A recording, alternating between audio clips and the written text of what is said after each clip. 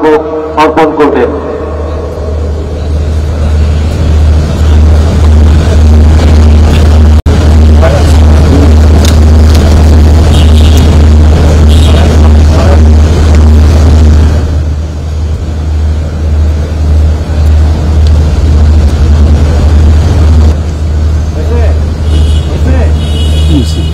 পুষ্পস্তবক অর্পণ করছেন বাংলাদেশের মাননীয় প্রধান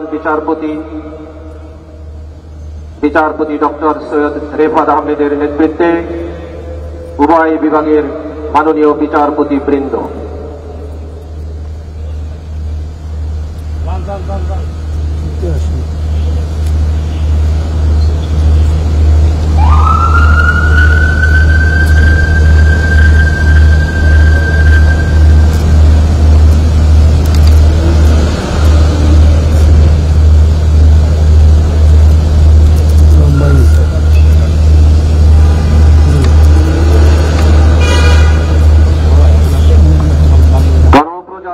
বাংলাদেশ সরকারের উপদেষ্টা পরিষদের মাননীয় সদস্যবৃন্দ এ পর্যায়ে পুষ্পস্তবক অর্পণ করবেন।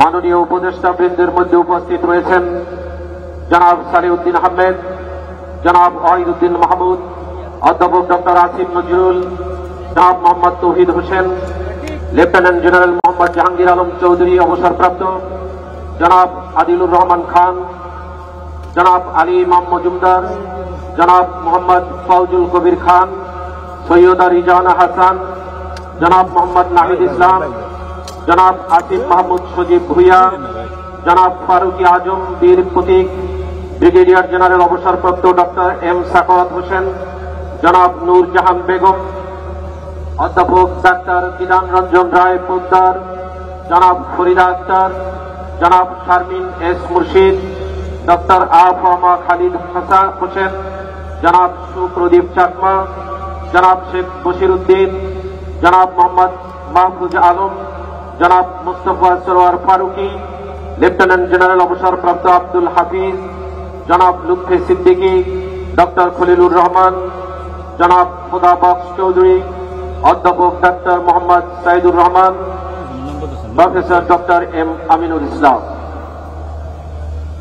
মাননীয় উপদেষ্টা বৃন্দ এই মুহূর্তে শহীদ বেদিতে পুষ্পার্ঘ অর্পণ করবেন। দেখতে পাইনি